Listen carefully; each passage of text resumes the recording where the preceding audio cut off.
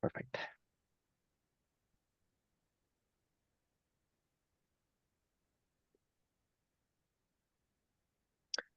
So while you do that, Dr. Schultz, I'm going to go ahead and get us started, Go and ahead. then thank you, and then I'll do a little bit of introduction, and then we'll get ready. We'll welcome everyone to our collaborative presentation for in the fall. So we're joined by Gamma Tau at Large chapter as well as the Psi Upsilon chapter.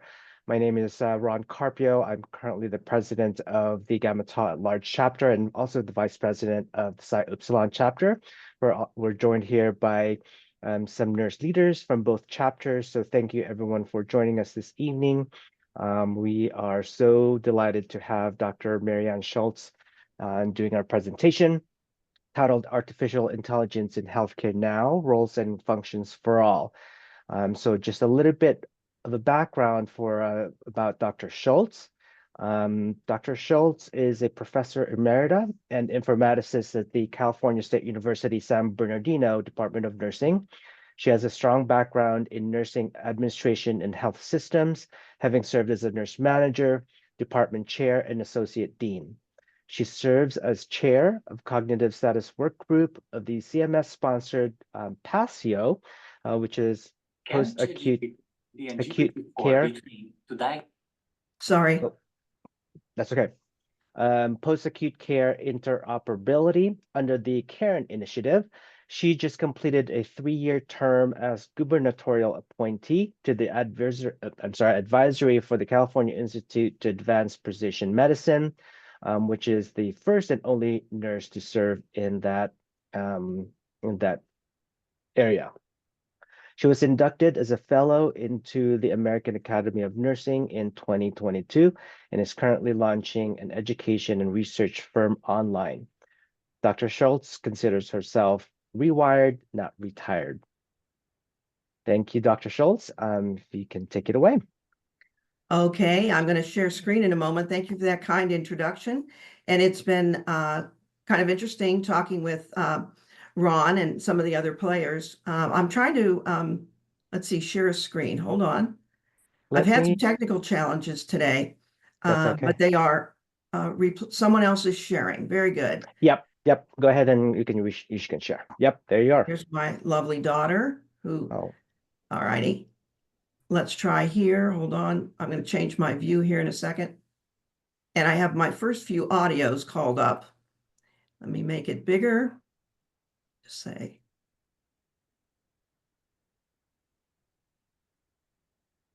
There we go. And as we get into it, I'll try to make it even bigger if I can.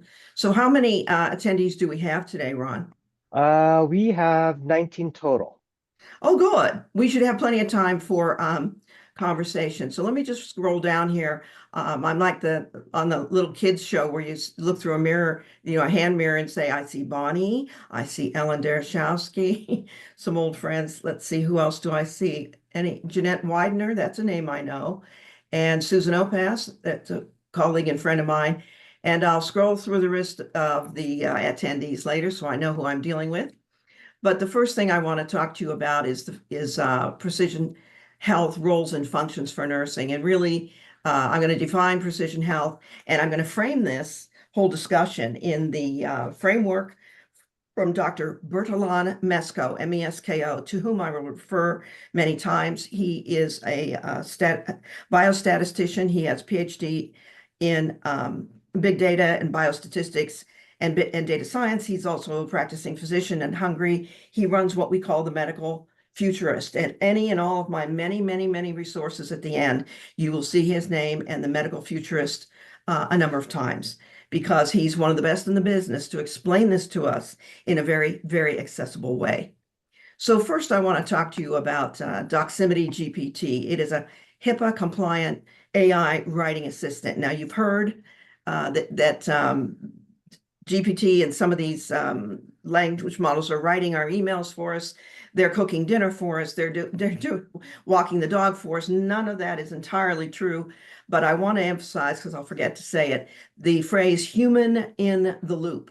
And that means that you and I tonight are not discussing the freestanding use of ChatGPT or the freestanding use of Perplexity or OpenAI. We're talking about something with guardrails inside the electronic health record space that is protected and password protected imperfectly. But let's go back to, because that's an important distinction to make. If you see in the bottom right corner, I'm trying to get the participants out of the way, there's a cartoon. According to HIPAA, I can't share anything with you, a guy sitting on the exam table.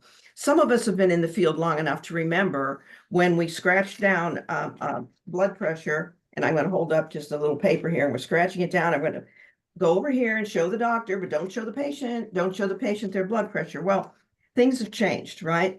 And according to the HIPAA release form, they can't share anything. That's not entirely true. So let me see if I can get my video up to show you what that one's about. This is going to go by quickly, and it's supposed to. So I have to start sharing again because I want to make sure the sound goes with. And share sound and optimize video are my options. So you should hear it in just a moment. And it's not this one. Hold on.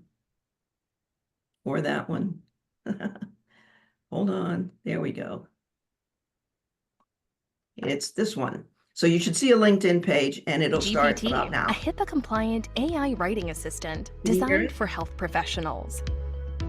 Begin by typing your request or select a Yes. prompt from our user-generated library. Then, watch as it generates a response in seconds. Doximity GPT is a conversational AI. So after your initial prompt, you can reply, ask follow-ups, or add context to your initial response. Need to share the content that GPT just generated? Simply copy and insert it into an email, text, or even send it via your Doximity fax line. Take it for a spin at doximitygpt.com. So what they're telling us, and at the end it said you can copy and paste and put it in an email. Think about it before we get the questions about privacy and everything we're worried about. I want you to think about the fact that you have to do something active. You have to copy paste, put it in an email in your system, or you can send it right through Doximity apparently. But you have to sign off on it. So human in the loop, you have to sign off on it.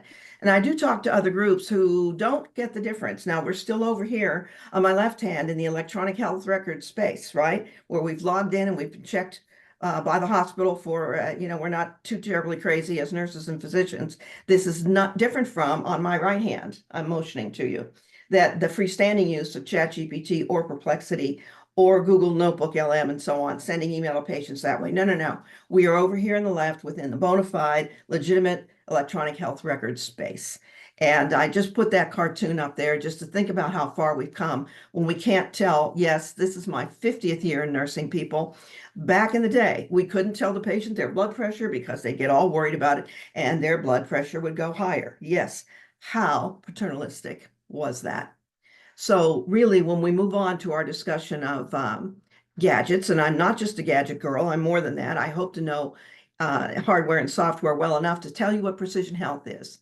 I'm going to read it aloud for those who have vision challenges.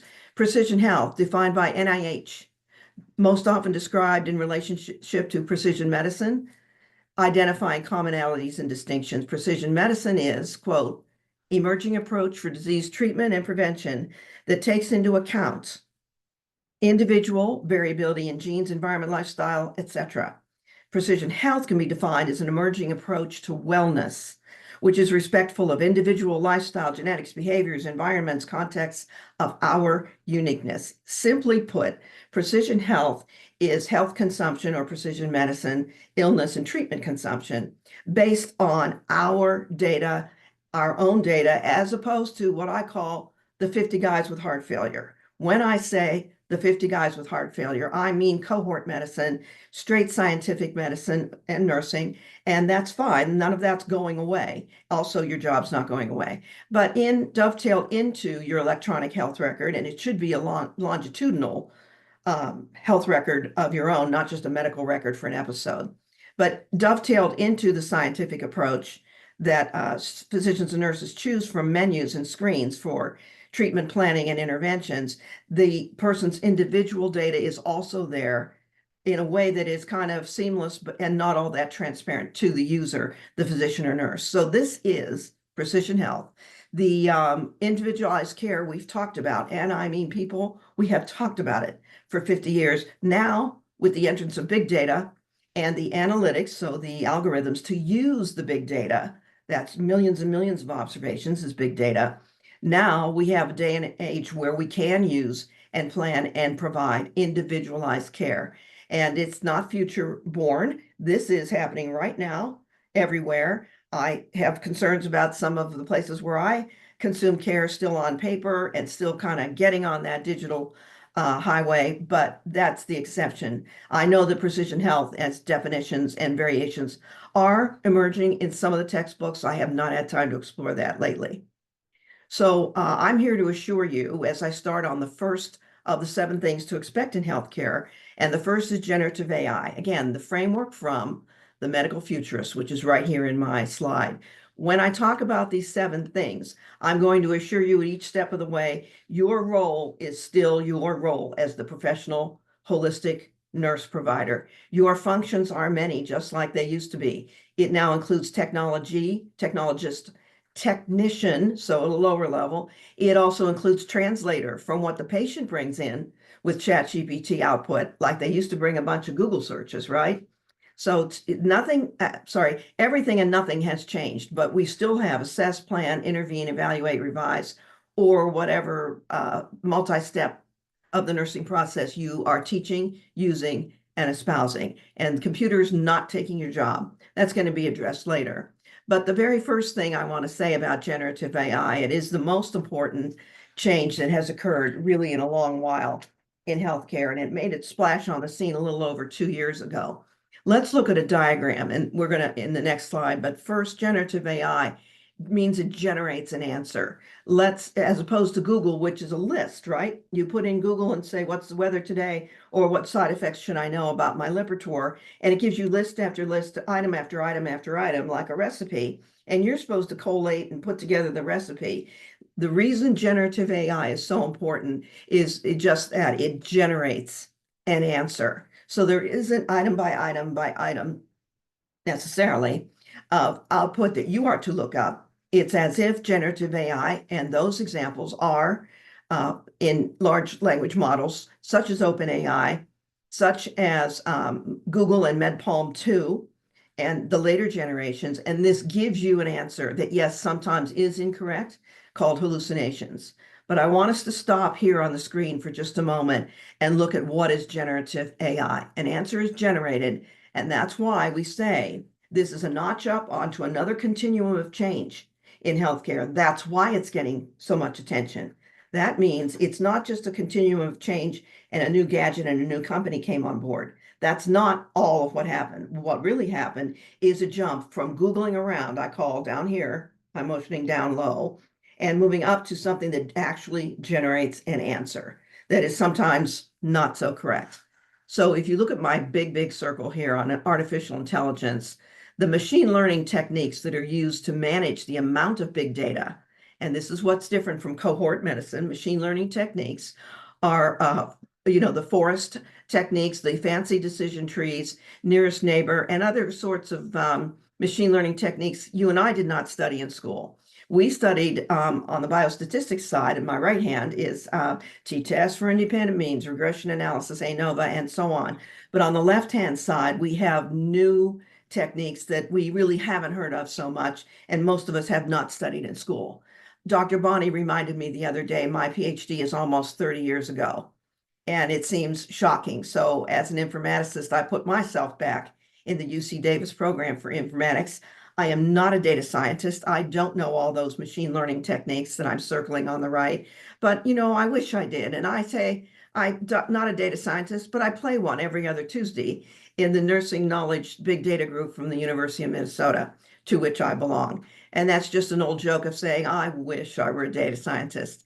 And if I do rewind my 50 years in nursing or embark on a brand new 50 years of nursing coming soon, maybe I'll come back in another life as an actual data scientist. In the meantime, precision health and data science and the amount of data that's out there go hand in hand, because we really can't predict some aspects of heart failure for one person without having billions and billions, many thousands and billions and millions of observations about a sum total of body of people and a corpus of work of people with heart failure. And I being one among them. I don't have heart failure, but you see my point. This is very different than just traditional biostatistics that many of us learned. But just to move on, an algorithm is merely a formula, an oversimplification, but it works for me. So, sorry, those things to learn about AI. The next thing is ChatGPT, and we're still in that first thing that Bertalan Mesco and others have advised will happen in 2024 and beyond. There's a definition of large language model on the right. Machine learning models designed to understand natural language. You've heard of NLP, natural language processing, and that is a function that many, many, many large language models have. Not all of them, but when Epic, and this is for those who are newcomers to understanding this, when Epic and Cerner say they have incorporated large language models here into Epic and Cerner, we're still over here on my left in the EHR, protected space, not over here on the right, the freestanding use of AI. But over here in Epic and in Cerner and in Allscripts, many of them have a custom designed large language model embedded in it. Embedded by whom? By Epic, Cerner, and Allscripts, who have injected their intel, right, into the electronic record of Hospital A, Clinic B, and Academic Medical Center C. We had nothing to do with it, and it's not where I'm going to click on a screen here and navigate to a large language model. It's already there for my use. And just so you can understand, if you wish to learn more, if you're not near electronic health records, I do like to offer this bit of lower level translation for you, because it is very hard to picture if you're not around health records a lot. So the large language model will do what we call search and summarize. It will tell you all of what's happened, the key sentinel events of a hospital's stay for one guy. It will also search and summarize across progress notes and across nursing notes. So if you are unfamiliar, I hope the bells are starting to ding, ding, ding, that, gee, these large language models can summarize quite a bit of what happened and the patient's response in a hospital stay, or even ideally, if there's interoperability over the last month or two of their life, or last period of their life. And what a rich repository for nursing research this is.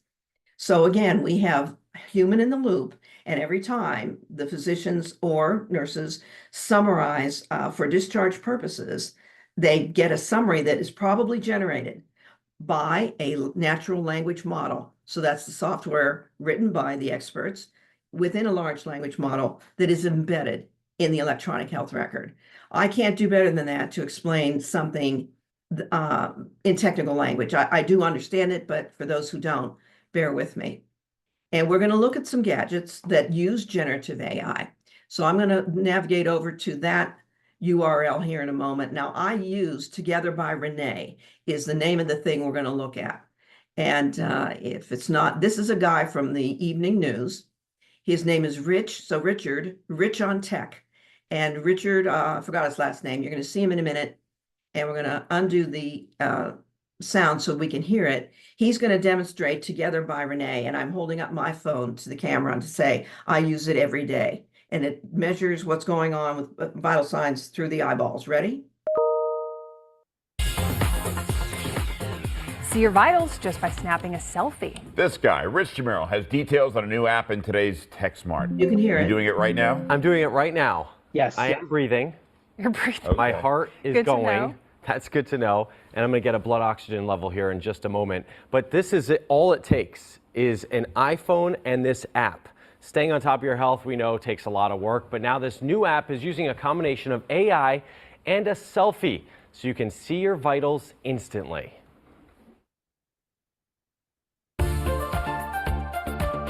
A simple selfie to measure your vitals. And you've got beautiful vitals, first of all. Thank you. It's a key feature of a new app designed to help people take control of their health. Heart rate, your pulse is 63, your blood oxygenation level is 97%, which is excellent.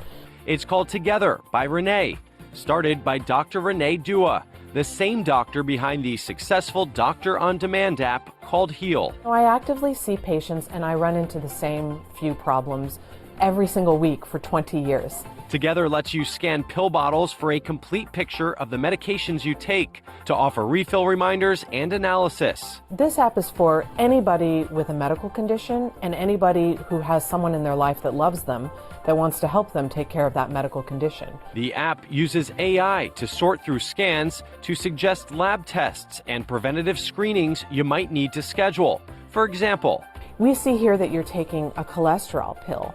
You need to have your liver enzymes checked while you're taking a cholesterol pill. The Selfie Vital feature gives you an instant snapshot of your health, including blood pressure, and lets you know if your medications are working. So just with a selfie, this is measuring my heart rate, my respiratory rate, and also my blood oxygen level. It works by looking at the blood vessels in your retina. The idea that we used the camera phone to learn about you was, to me, the game changer. Information stays private unless you choose to share.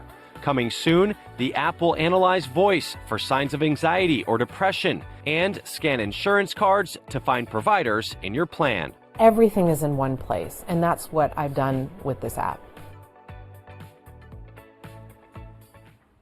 All right, it takes about a minute to do your readings, so you do have to look at your camera for that amount of time. But next up, the app is going to be able to book appointments for you. And soon, the selfie is going to measure hemoglobin A1C, which is your average blood sugar. All right, if you want to learn more about the app or download it, go to my website. Okay, so that's our friend, Rich on Tech. Now, I just took it, and I'm holding up my phone. Can you sort of see I'm holding a phone? And like Rich on Tech, you should be able to see hopefully my phone. The SpO2 didn't come through somehow. It's too dark in my room, but my blood pressure is 108/65, pulse 69. I know this is accurate because I just came from pulmonary physical therapy, where if I'm sitting at rest for a little bit, I know that these are entirely in play with what's been taken by the healthcare provider lately. I use this because I'm experiencing a shortness of breath problem that is going to be manageable. But you see, if you listen closely, Renee has some predictive power. She said she can tell what's coming with your heart rate, and that could be a signal to sit down. I have not experienced that when using the app yet, but I could. And just for those of you who are wondering, your role, this is supposed to be about roles and functions, not gadgets.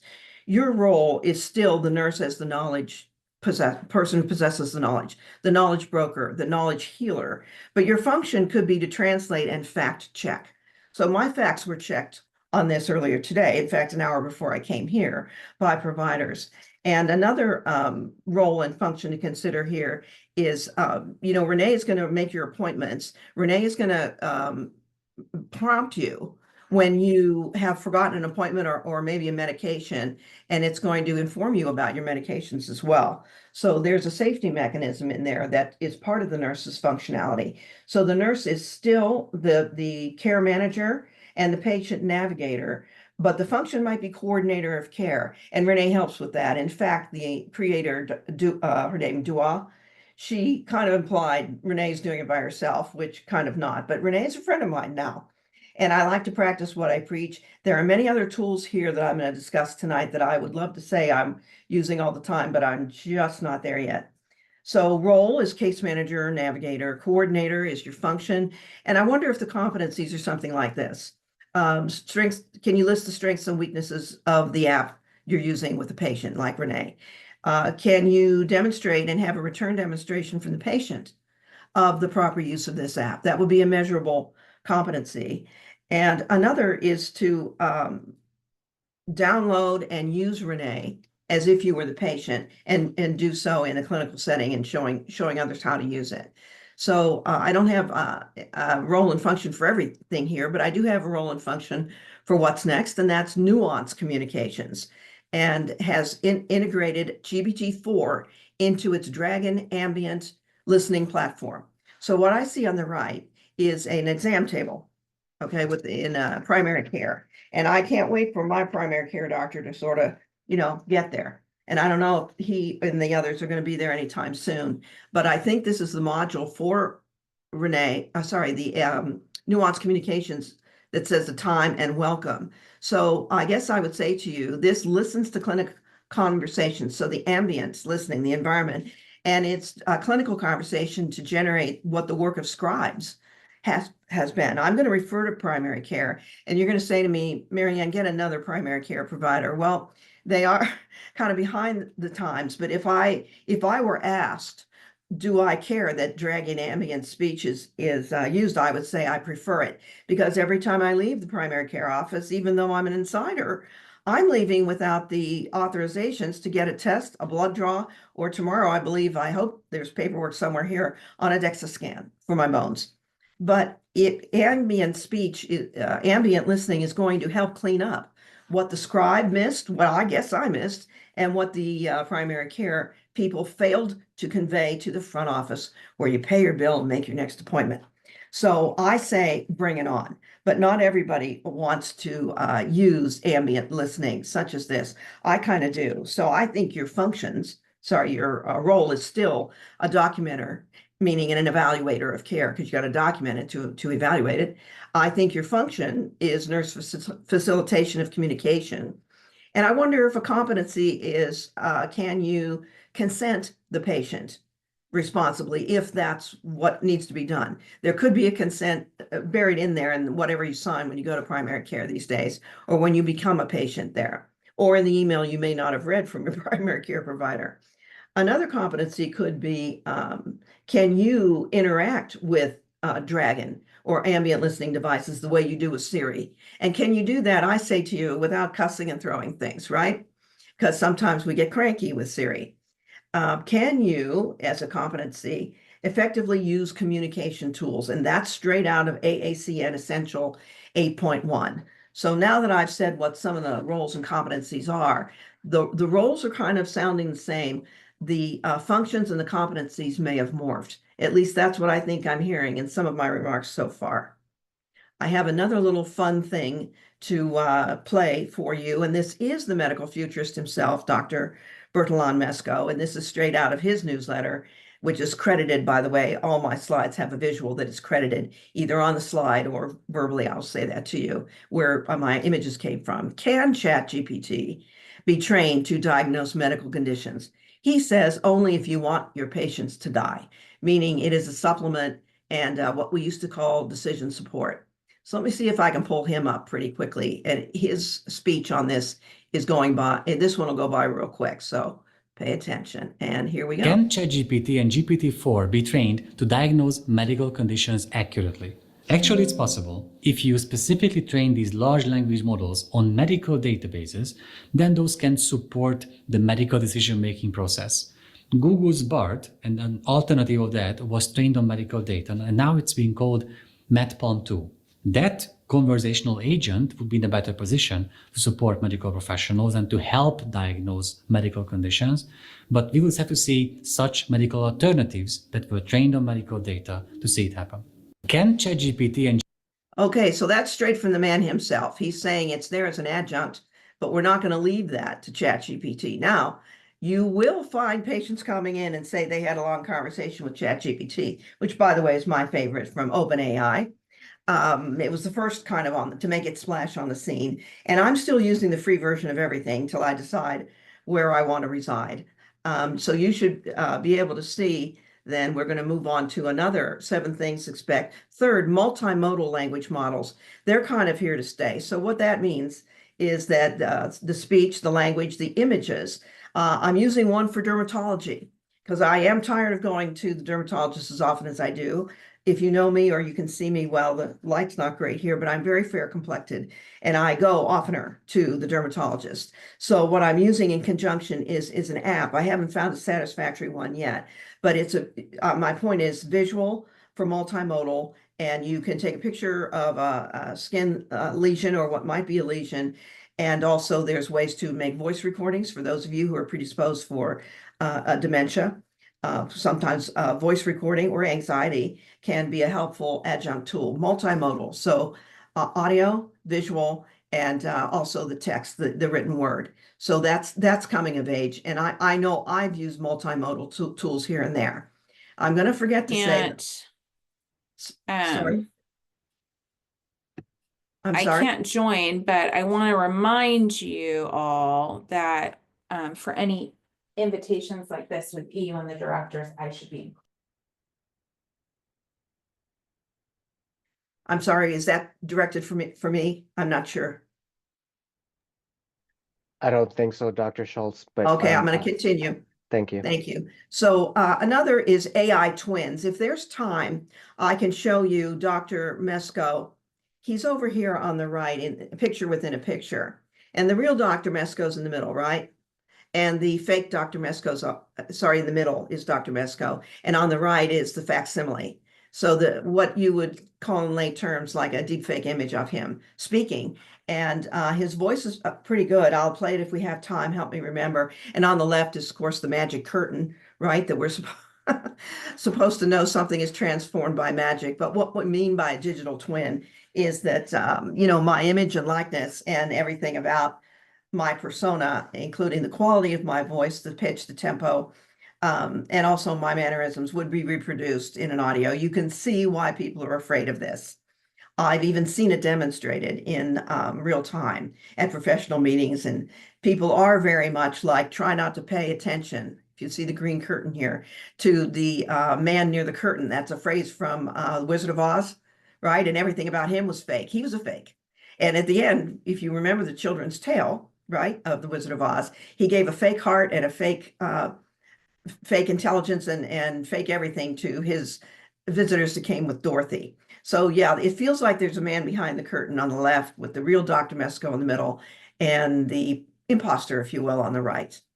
Another thing that we're going to have is an influx of AI tools for patients. Well, again, your competency is that your role is still that of the knowledgeable nurse provider, and your skill set or function is to show them how to use their smartwatch. I like to tell people, faculty, you know, sometimes, golly, we're a little bit resistant to change, aren't we? And we sometimes don't want to teach the new stuff. So I've devised informally some test questions that undergrad students should be able to answer before they leave the program. Here's one. The guy in 12B is going to be discharged. You're discharging him after a surgery. And he says to you upon discharge, hey, nurse, I want to be able to use this smartwatch. Somebody just came in here and gave me a smartwatch and I'm supposed to wear it. Something about my heart rate. Do you know what this is for and what I'm supposed to do with it? And by the way, does that mean if I use it, then my heart rate and all my private business is out there for the world to see and hear? I mean, how do you respond to that? If we haven't taught students, here's one nugget I would like you to know, and I still search for the answer to change. The guy said, is all my information out there? Well, probably not, because the smartwatch and the wearables, they're just not there yet.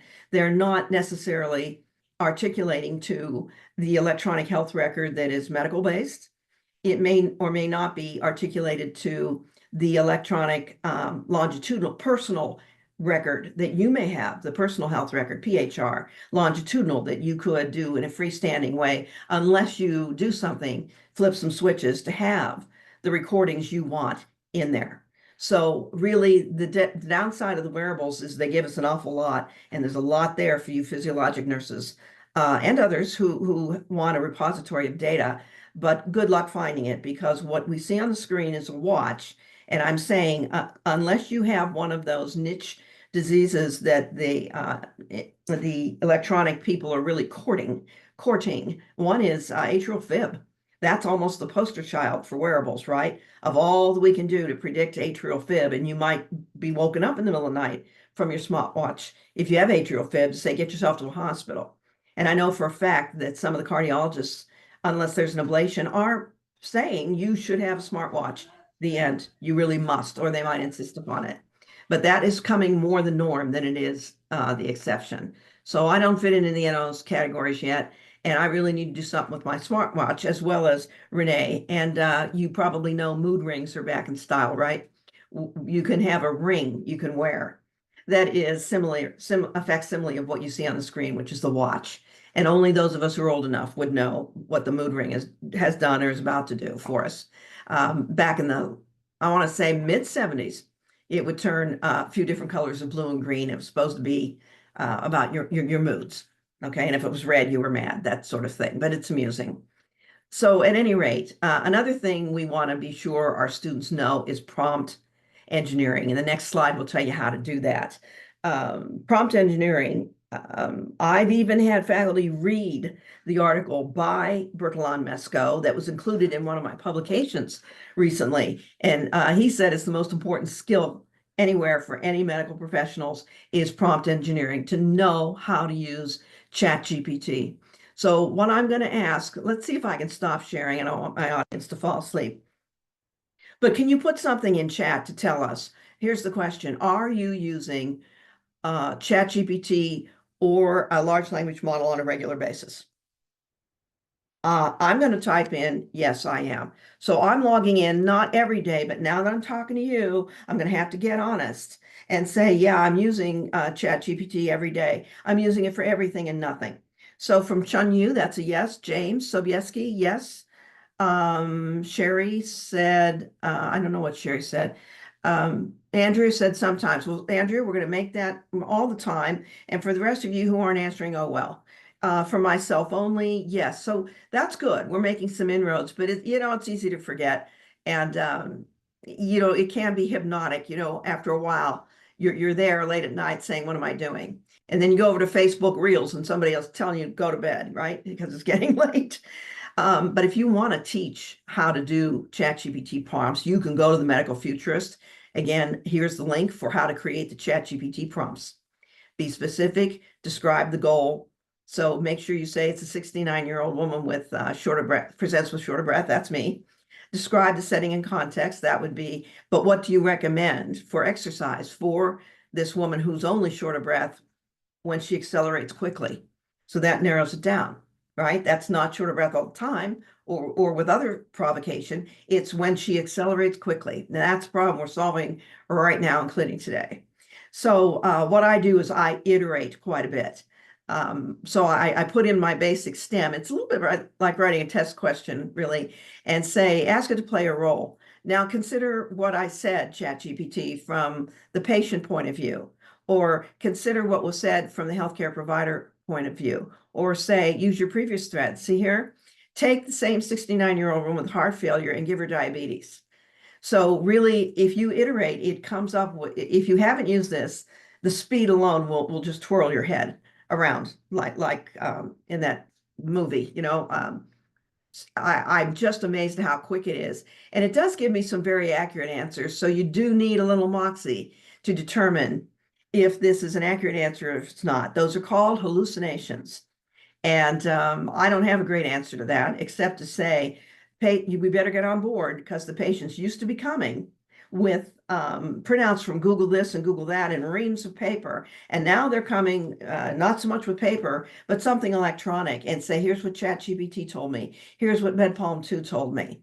And the doctors and physicians, especially in non-hospital care, they better be ready for it, because it's a coming. So here's what it will do for you. Beyond ChatGPT, what does it do to add to healthcare? It will do virtual health assistant. It will triage and symptom analyze. It will help with medication adherence. I know it best for wearables and precise patient education. Like, what do we suggest for the 69-year-old woman with shorter breath? But wait a minute, go back, make her a diabetic as well. So that's getting towards very precise education.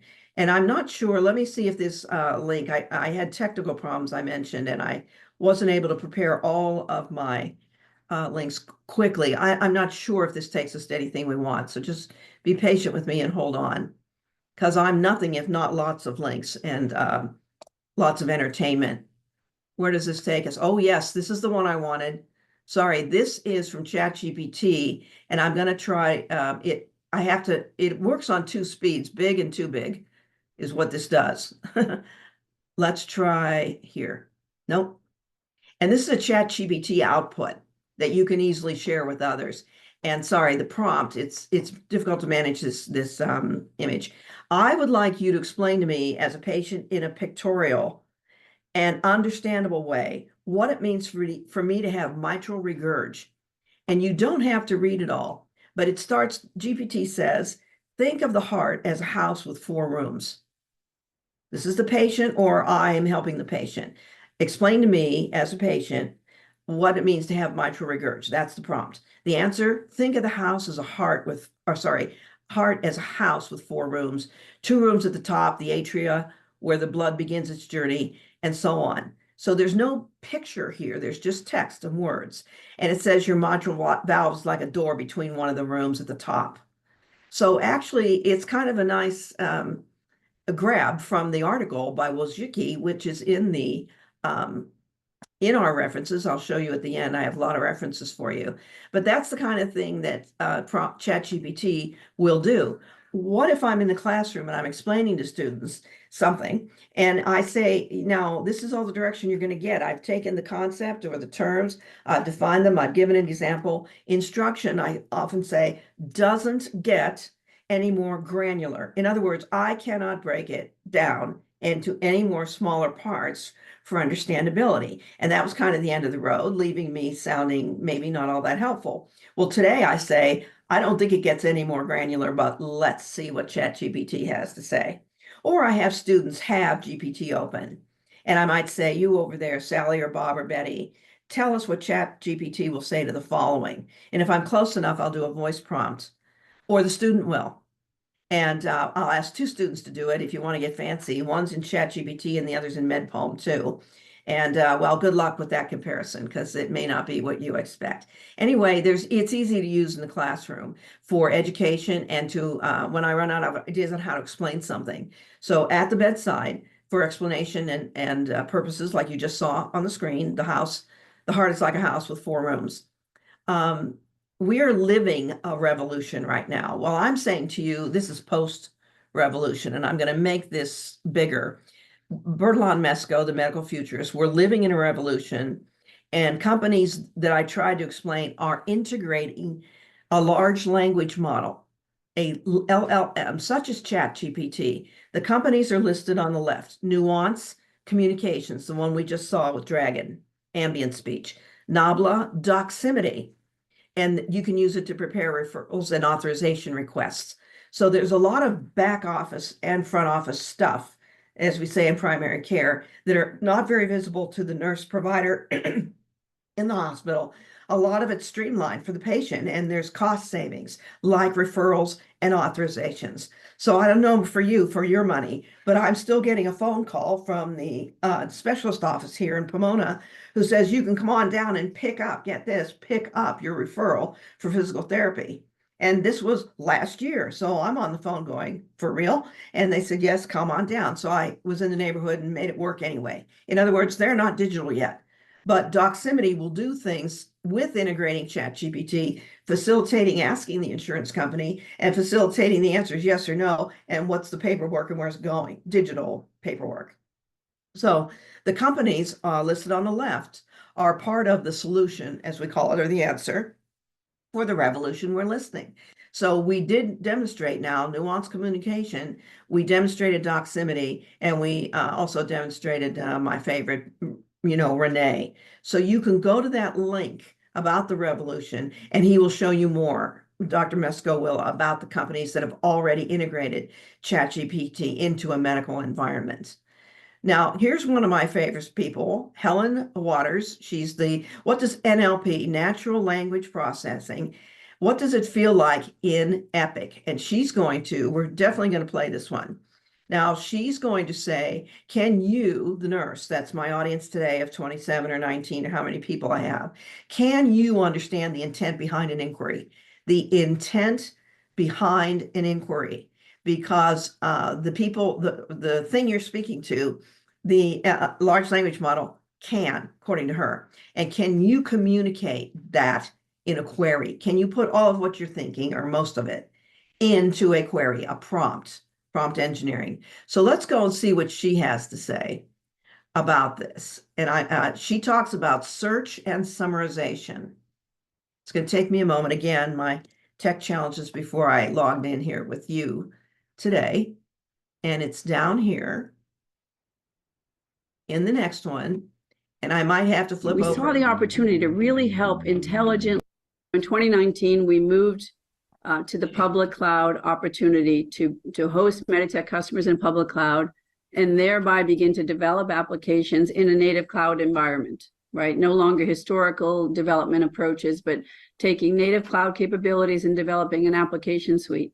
We also worked with Nuance several years back in the beginning incorporation of their NLP capability and AI into conversational AI with a tool we released called Virtual Assistant, enabling the caregiver to talk to the tablet, to ask to review information, and actually recently adding orders to that capability so that the physician can place orders verbally and have very simple instructions for any interactions that are happening. So we've taken AI to a number of different places over the last several years in a positive manner. When I go back to our mission as far as delivering impactful care, one of the most obvious challenges in our industry, documented across all EHRs, is the clinical burnout with regard to the technologies. So we always sit back and think about how do we end up delivering better solutions, more powerful opportunities for clinicians to go back to enjoying the practice of medicine and having the technology not get in the way, but actually enhance what they can do. 2021, we began discussions with Google about their tool set.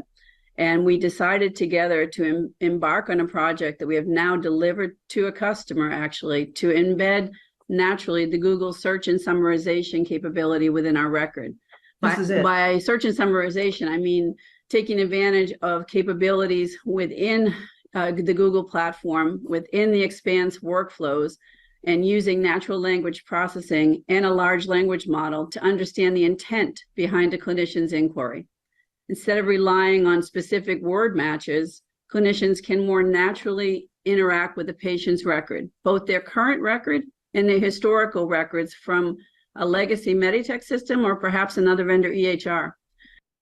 Okay, you heard her say the current record and maybe the old record, and understanding the intent of your query. It will come back with questions to help you prompt yourself back, is what I'm understanding her saying. They can use terminology, abbreviations, and medical language that actually makes sense to them. Google is the premier technology company with regard to search. We saw an opportunity to embed that within, make it easier and simpler to find information in a record. Physicians can also pull information from unstructured data. So they have the ability to bring in information in their inquiry that will include scanned data, handwritten documents that again exist within the existing record and legacy platforms. We're using the LLM to understand the context and the concepts behind a user's search. So we can also offer reassurance to the clinician that they have the most relevant information in order to make their next clinical decision.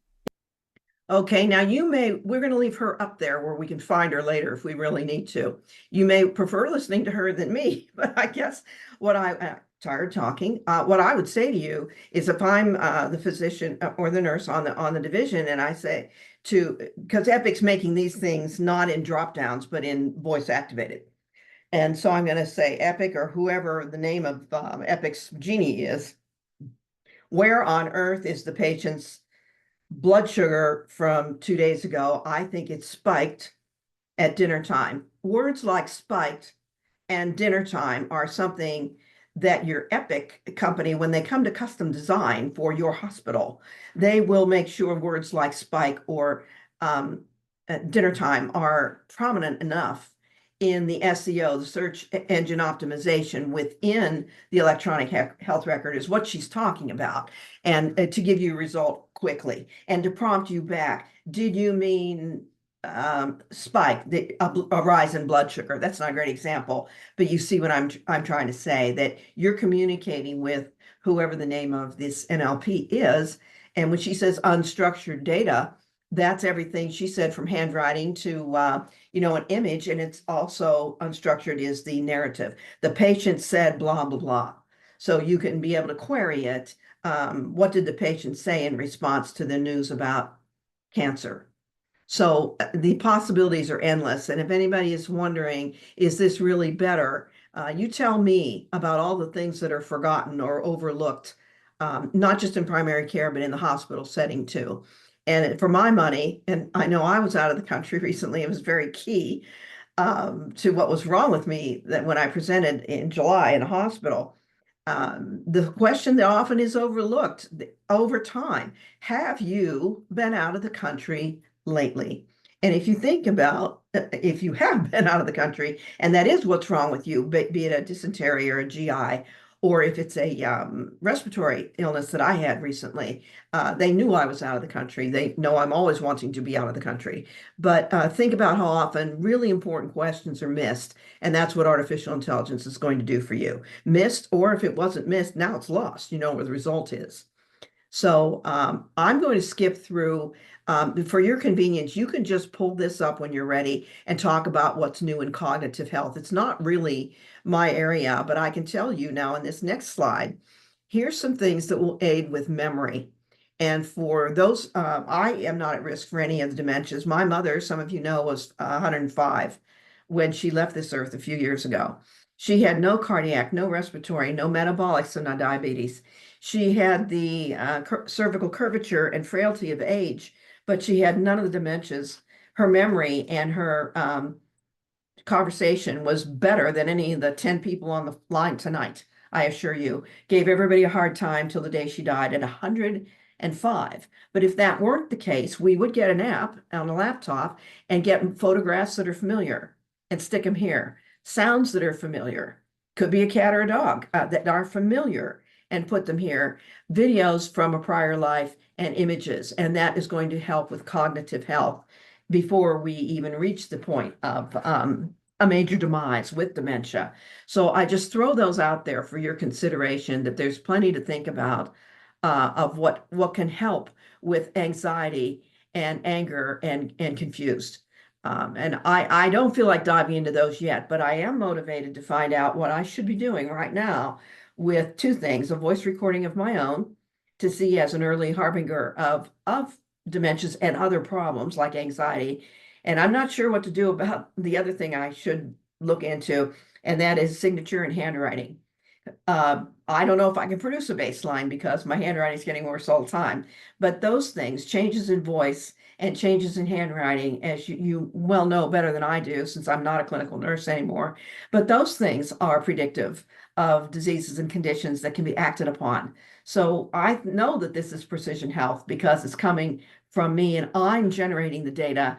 And the whole key of precision health, and it sounds like I'm done, but I'm not, I'm almost done, is that the gadgets and the portals I'm showing you are all about the engagement, repeat engagement of the patient with the provider. And the old gone, not completely gone, but gone are the days when it's expectation. You drop in once a year and get an EKG and some labs drawn and et cetera, et cetera. Somebody puts a stethoscope on your chest over 3 layers of clothes. You know how it goes. Okay, that is giving way to the wearables and the conversations I can have about my data that I know I generated myself in many cases, and having that conversation with the physician or other care provider. And that's precision medicine, or in the case of nursing and what we would like to do, precision health. So here's another pretty little image that says GPT 3.5 and 4 are better at clinical reasoning than previous editions. You'll also hear some talk about how some of the bots are more sympathetic than care providers. Well, just know that the bot is picking up on words that either weren't heard or processed by the real physician or nurse in front of you. And I don't think that finding is very useful, but lay people do. But here's an interesting part, again, from the medical futurist. He said something about an upgraded Hippocratic oath. And I don't think I can quickly grab this the way I wanted to. Let me see if I can see. Here it is. In terms of, I'm going to respect the patient's anonymity and confidentiality and blah, blah, blah, it's sacrosanct, blah, blah, blah. Here we go. I will respect the hard-won scientific gains of those physicians, patients, and researchers in whose steps I walk, and gladly share such knowledge as is mine with those who are to follow. So here he was suggesting maybe we should even revise the Hippocratic Oath to reflect the data age. So I'm going to leave that one alone. I'm smiling, and I think it's humorous, and I think it's very real. Here's a nice slide, one of my favorites, and then I will show you where we are with content, and then I'll show you the slides that have references for you. But the American Nurses Association is, this is the story. In the 2021 myself and a colleague, Dr. Evangeline Gagalang, had a proposal to the American Nurses Association member assembly. That means House of Delegates in the old days. And the vote went up, thumbs up, that said, yes, the American Nurses Association would like to move into the policy area and write actual competencies. I've mentioned several today for precision health. And I think if you pull this link, and I've pulled it several times today, the member assembly did us a favor and said, go ahead and do your national survey. I don't know if I can get to that. And there's the story is told probably in this link easier than I can explain it. But for 2 years now, my colleague and I have finally developed a valid and reliable tool to measure what do we know about nurse competencies over here on the left, advancing nursing knowledge in precision health and genomics. And this is written by myself and my partner, Dr. Gagalang. And we have a survey result, a national survey about precision health competencies. And if you want to pull it, it's in the advanced copy, early edition, it's called, of, hold on, Journal of Nursing Scholarship, Sigma's Journal. So you can query my last name and precision health competencies. It'll come right up. And I'm waiting for the galley proofs this minute to make sure it gets into the digital or print version correctly. And this is the very short version of what happened at ANA a couple of years ago. And we've been at it ever since. My colleague developed the tool for the measurement of precision health competencies by consensus and a 2-year group that I am in charge of leading through the ANA. This is an unpaid volunteer effort of ours, and I'm getting weary, but the pilot tool for precision health competencies is going to appear. The galley proofs came at 5 o'clock today, right before I talked to you today, and that will be an OJIN, Online Journal of Issues in Nursing, in the very next edition. So if you search our last names and precision health, you can learn everything I know, now you know.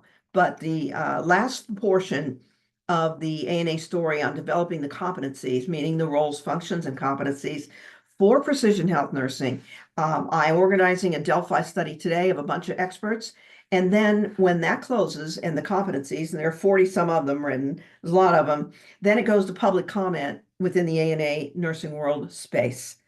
And then it goes into, get this, scope and standards of practice, which is being revised right now, if you saw that in your email just the other day.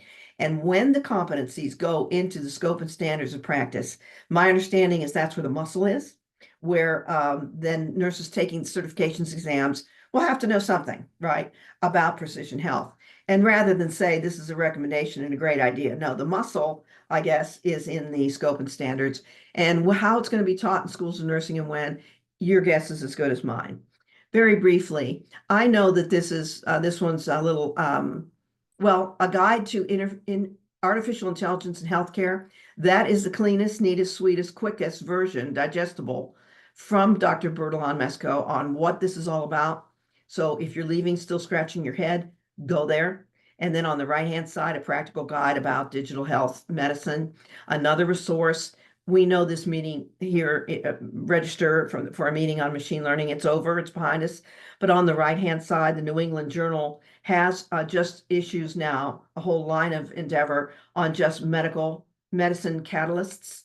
And some of the titles on the right are how health systems decide to use AI for clinical decision support. And then more resources are coming. We're almost done. National Academy of Medicine, I'm in a workshop with them probably once or twice a week at a minimum. And again, this webinar is behind us, but they keep the proceedings of the meetings. You can go to the NAM site using innovative data science approaches to identify individuals, populations, and communities at risk. So that's essentially precision medicine for people, populations, and communities. And those are two different things at the end, populations and communities. The precision health competencies that we are writing under ANA speak to precision public health. And I consider that kind of, avant-garde. So briefly, I'm going to run through some things that are coming soon because we're going to talk here in a few minutes. So coming to a hospital near you, there's an image, a Getty image on the right of a robot. Here's an icebreaker. Here's a real day brightener for everybody. What happens to your medical data when you die? Isn't that interesting? Some of you are thinking about donating a kidney or whatever, I'm going to make sure my data is somewhere where it can all be retrieved somehow.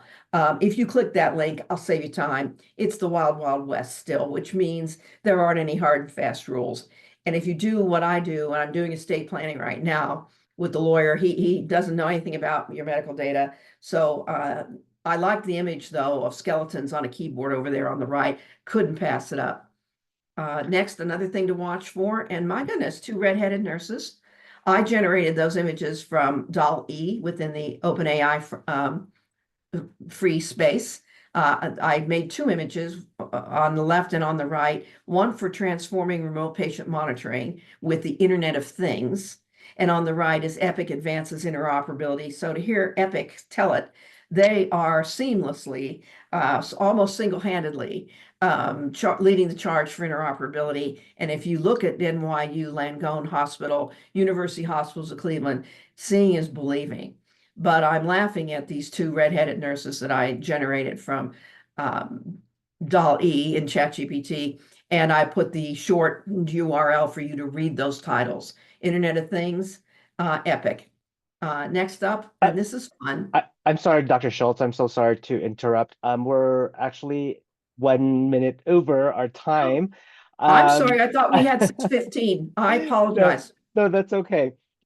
So if you don't mind just giving us a Right here. your last thoughts, and then if I am if so there- sorry. No, I that's had okay. That's all right. 6:15.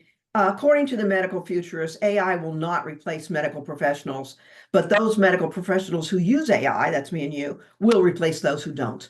And that's the last thought. And these references are for the webinar, and then I divided them into beginner, see here, beginner, and resources for middlers and for advanced beginners, and some images of 3 last thoughts on resources for you. You can pull them. So we are at our end. I will stay for any questions, and I could have sworn I had 6:15 in my gun sights here. Thank you for listening to me. No, that is okay. Actually, I did have the schedule to the 15, 6:15, but the presentation is. But anyway, thank you. A lot of great information. I'm going to, let's see, for those of you who are staying here, I'm sure Dr. Schultz, I'm more than happy to answer any of your questions. But for free CEU, let's see, this is if you can fill this out, you have until the end of this month to claim your 1 CE for this presentation. And again, if you'd like to listen to this presentation, it's going to be posted to both the chapter sites, websites, and yeah, thank you so much, Dr. Schultz, for this phenomenal information. There's tons of information that healthcare, where we're heading to. So thank you so much. But yeah, for those of you who are able to stay, feel free to ask any questions. Thank you, Ron, for reinforcing. The evaluation is going to be open till the end of November. After that, that's it. We're going to close the evaluation. So if you need CEs, so please do the evaluation so that whoever did the evaluation is going to be getting the CE certificate. Thank you.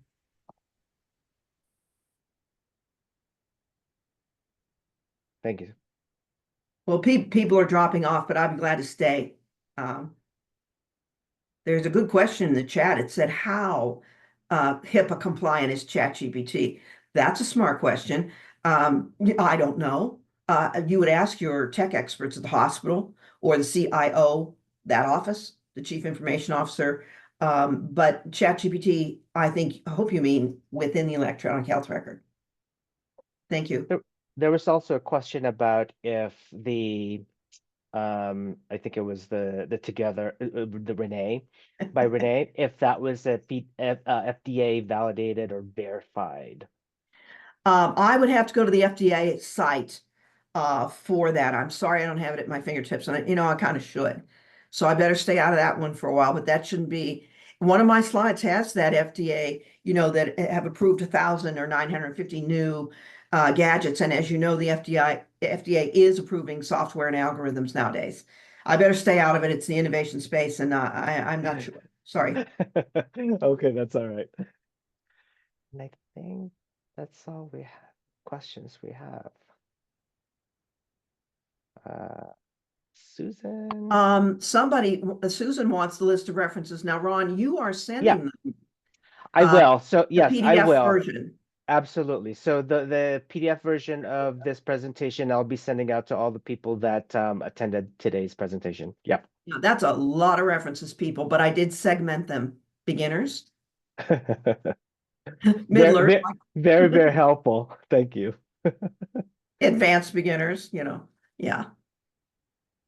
So what they call an advanced beginner and a beginner is beyond me, but I looked at all the references and I decide if it's beginner or not.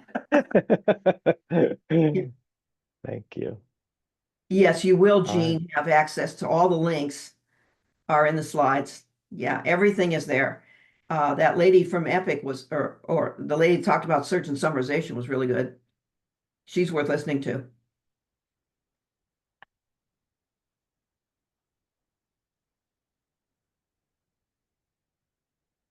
You should go to the deep fake and see what's going on there with Dr. Mesko.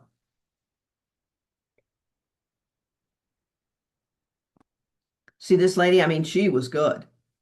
I listened to her a couple of times just for kicks. Is she a nurse, Dr. Schultz? It says Chief Operating Officer for Meditech, Helen Waters. And, in the industry, they don't use their credentials that way. So I couldn't tell you. But she certainly looks pretty reliable to me. Mm-hmm. Somebody says they're a beginner. Well, yeah, move over. Plenty of room. Plenty of room. That was Susan. Yeah, so I know Susan. Yeah, and like I said, I'm rewired, not retired. And I'm not around these. If you're not around electronic health record screens a lot, it's hard to picture and hard to explain. Do you want me to pull up the deep fake of Dr. Mesko? I mean, I could. Sure. Let's see if I know where he is now. Let me go back to my slides and let's see. Gosh, he's just such a character. You feel like, and I'm in his Patreon group, so I show up in the front row every month, whether he likes it or, whether they like it or not. Let's see, what happened to him? The deep fake, I'm looking, yeah,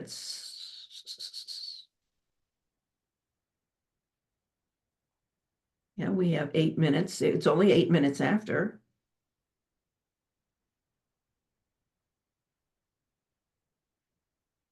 Nobody wants to talk about what to do with the data after you die. I mean, I saw that yesterday and just had to have it. Had to have it. So Ron, you can look at the chat for me while I scroll through and see if I can find Dr. Mesko. Sure. Look at the chat for me. God, some of these people. I like that Renee. I found out about that. That Rich on Tech, the man who was instructing us about Renee, he's on every Saturday on KTLA Morning News and on iHeartRadio on the weekend. Mm. So he's very much understandable. So this might be the guy with the fake. This might be it. And I'm sharing, so here we go. Oh, maybe it's not.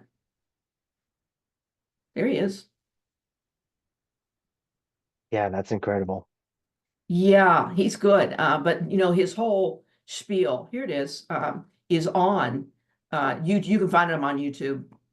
Have you ever tried to create synthetic images with AI tools like Midjourney or DALL-E? Have you asked really complicated and exciting questions to ChatGPT? These AI tools have finally found a way to get into the absolute daily practice of our lives, because we are living through a breakthrough momentum in the history of artificial intelligence research. AI is very much here and today. And that's why I'm so happy to share that at the Medical Futurist, we just launched our newest course, Introduction to Artificial Intelligence.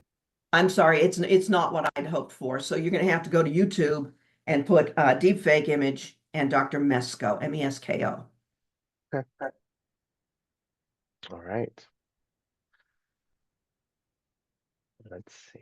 We kind of ended right where we needed to anyway. Absolutely. So somebody, Gene Widener, said I had to help the tech enter information. Yeah, I know. And really, I don't wish to sound harsh, but the one job that if it goes away, it's okay, is the scribe. And I'm just looking at my own experience here, people. And I do keep leaving primary care. But gosh, the last time I was there, I was short of breath. I didn't have the breath to explain it all again, and the scribe didn't catch it all. So why shouldn't we let it go to ambient dragon speech? Really, but it's not going to replace nursing and physicianism. It's like everything else. I worry about an over-reliance on technology. But I'm the one that's cautioned students about over-relying on an SpO2. Right. It's just a percent saturation. It doesn't tell us everything. It doesn't tell us about low blood counts. It doesn't tell us about the condition or volume of RBCs, let alone whether you have sepsis and a temperature. I mean, there's a lot it does not tell us. And Together by Renee is free. You can go go somewhere and grab Together. Just go to Android World. That's me, not iPhone. Just go to Play Store and put in Together by Renee. And I've been using it since it came out in the spring. And I don't see where it tells me, what did he say it was going to tell us? The oxygen hemoglobin. It was going to tell us the A1C. I don't have the A1C in front of me. Maybe I need to look for it harder. And I have to follow through now with handwriting and voice activation. He said that the hemoglobin A1C was coming in the future, that it wasn't here now. Yes, well, that's from the spring. That man was speaking from the spring. So I remember when his newest version came out, I got it. He's a tech reporter, and he's on at 11 a.m. in Pacific time on Saturdays on iHeartRadio AM 640. And I never miss it, never. I don't need the A1C. I don't care. So Susan has to go. Bye, Susan. And then so Jean and Gail and Sharon and Joellen, any questions for me? And Dr. Zarmeen and Ron, those are the people who are left.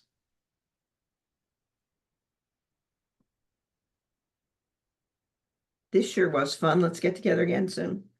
Yeah, no, absolutely. I felt like we should probably schedule this for 2 hours, because I know there's a lot of information out there.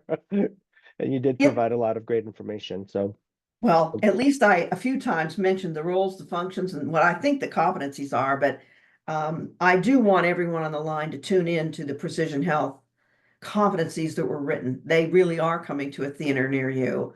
And once I get my Delphi phase done, it goes to public comment through the American Nurses Association, but it's to the public of nurses, not just members, on Nursing World. But members will be noticed that you have 3 months to comment on these competencies that were written by some geniuses in California. I don't know. But now that it has teeth, it's going to go to the scope and standards of practice. And then someday, it's being discussed, Precision Health, in MedSurg books. So I'll have to pull one and see what's going on. I guess we're up on 6:15, so maybe you want to talk amongst yourselves. Yeah, no, I think we're just gonna go ahead and end the presentation, the session. So thank you again. We'll definitely reach out to you if you can give us another another hour of your time, maybe sometime in the spring. But I'll be around. We'll reach out. So yeah, we could talk precision health competencies and what it takes. Yeah. Nope, absolutely. All right. Bye, everybody. Well, thank you so much. Bye. Thank you so much. Bye-bye.